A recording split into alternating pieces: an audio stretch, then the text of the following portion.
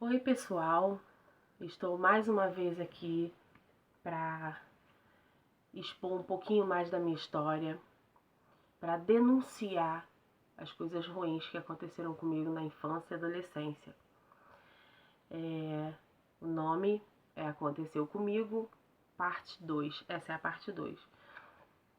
Desde já eu quero agradecer, o meu muito obrigado vai para os grupos de apoio e para as pessoas que estão sendo solícitas comigo, que estão sendo solidárias, carinhosas, me dando palavras de apoio, me incentivando, me orientando dentro do conhecimento que elas têm a fazer a coisa certa, a denunciar sim, a não ficar calada e a falar em nome de muitas outras pessoas que vivem oprimidas, que não têm coragem de falar ou porque têm medo de acontecer alguma coisa se falarem.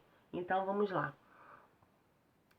Hoje, na parte 2, eu vou contar. Vamos voltar de novo um pouquinho no tempo. Na época em que eu tinha aproximadamente de 11 a 13 anos de idade. Eu não sei exatamente o tempo, mas foi nesse período. Eu fui criada numa igreja, a Assembleia de Deus. Hoje as igrejas assembleias estão um pouco mais light, né, mais moderadas. Mas antigamente os cristãos, os assembleianos, não me deixam mentir, sabem que era uma época de autoritarismo, né? Eu vejo assim, era uma igreja rígida, com seus costumes e doutrinas rígidas, muito. Onde as irmãs viviam de coques e usavam combinações e anáguas por baixo da roupa. Era essa época que eu vivi na Assembleia de Deus, cujo pastor, ele era muito carinhoso e atencioso com os membros daquela igreja, principalmente com as crianças. Aos fins de semana, um culto matinal que tem ao domingo, que é intitulado Escola Bíblica Dominical. Após o culto, ele distribuía pipocas, essas pipocas que tem um saco vermelho, sabe? Ou doces, salgadinhos, essas coisas para as crianças, após o culto. E todo mundo gostava muito dele. Ele tinha uma cara de bravo, sabe? De carrancudo, mas tinha um coração grande. E nessa época, a gente passava por situações, a gente que eu digo, eu e minha família, por situações financeiras difíceis. E esse pastor, ele era muito solidário com a minha família. Tão solidário a ponto de considerarmos ele um parente. Nós, eu e meus irmãos, considerávamos ele um avô. Então, praticamente uma vez por semana ele vinha na nossa casa para saber como estávamos, se estávamos bem, precisando de alguma coisa, e se tivéssemos precisando, ele ajudava. E, bom, eu sou a mais velha de 6 irmãos, eu acho que falei isso no outro vídeo. E ele na sua bondade, ele tipo que dava uma mesada pra gente, coisa que a gente não tinha dos nossos pais. E ele dava conforme a idade. Então, as duas mais velhas ganhavam um valor, as outras do meio um valor e os mais novos um outro valor, de acordo com a idade. E a gente ficava super feliz, né? Uma vez que não tínhamos isso dos nossos pais e, bom, enfim, ficávamos felizes, gastávamos conforme queríamos, sem regra, né? Para o gasto daquele valor. Enfim, e ele sempre sentava, conversava, aconselhava. E uma certa vez, ele me chamou para conversar, como ele já fazia sempre. Só que dessa vez ele chamou para conversar no quarto. Como eu confiava, na verdade confiávamos nele, fui. E ele disse que eu estava crescendo, estava uma mocinha e ele me ensinaria algumas coisas para que eu não me prejudicasse, para que os outros não fizessem maldade comigo. Ia me ensinar coisas da parte sexual. Eu achei estranho, mas não me obtive a isso, não fui contra, né? E aceitei a conversa, e ele conversou, e só que ele resolveu me tocar. Também na minha parte íntima.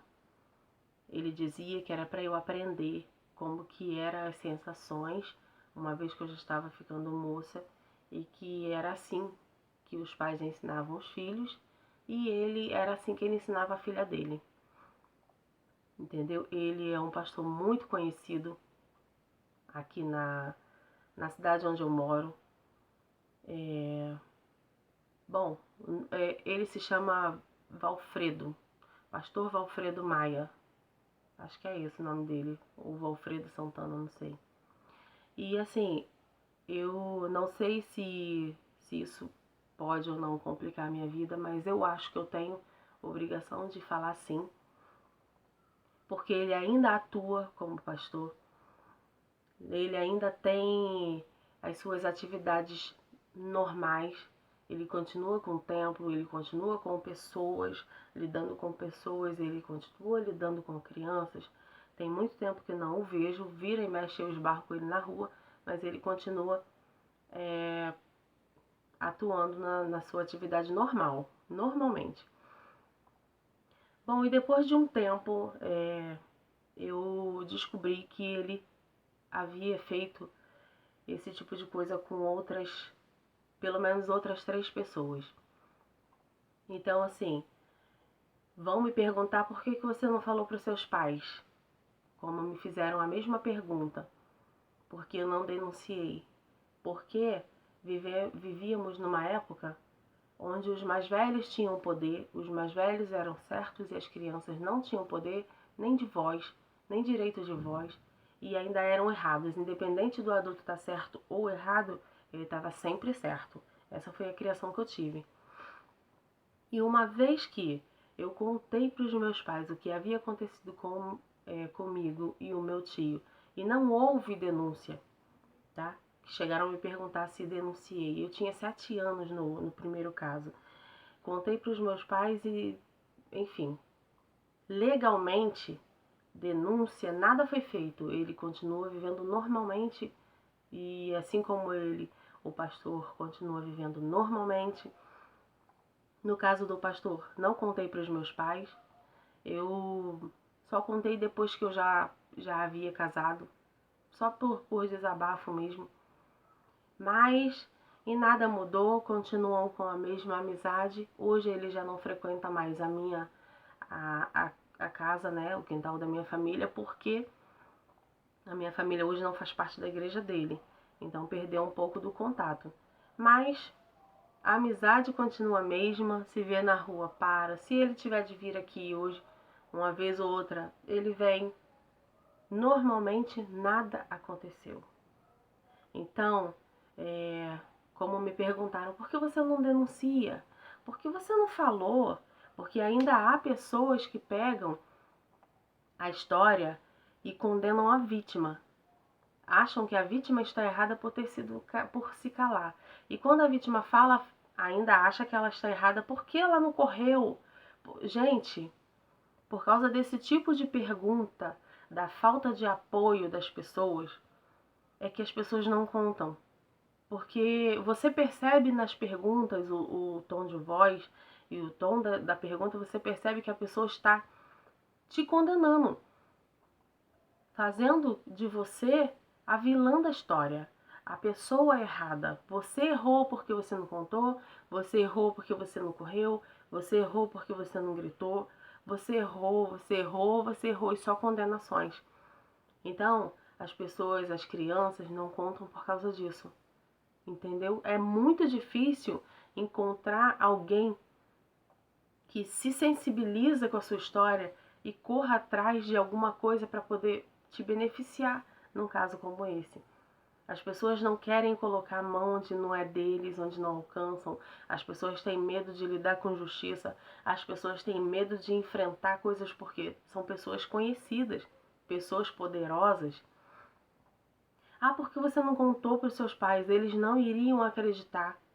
O homem era pastor, era um homem de confiança, era um homem famoso na cidade pela sua hierarquia evangélica, né? Hierarquia cristã. Era uma pessoa respeitosa, todo mundo respeitava esse homem e respeita ainda hoje. Então, ia ser a minha palavra contra dele. Ninguém ia acreditar em mim. Se os meus pais não ficassem do meu lado, ninguém mais ia ficar. Se eles me condenassem, e se eles... Então, é muito se que passa na cabeça da criança. Então, antes de você abrir a boca para perguntar, fazer perguntas com tom de condenação, para e pensa se fosse o seu filho, se fosse a sua filha. Não condene, não critique, não julgue, ajude, porque essas pessoas precisam de ajuda. Vocês não têm noção de como eu vivi esse tempo todo, o que passava pela minha cabeça quando eu deitava no travesseiro, o que passava na minha cabeça todas as vezes que eu via esses dois homens entrando no meu quintal, o que passava pela minha cabeça quando eu via as pessoas o tratando bem, o tratando com respeito, com honra, enquanto na verdade eram pessoas que tiraram a minha honra, tiraram a minha dignidade, tiraram o meu sossego, tiraram a minha paz de espírito.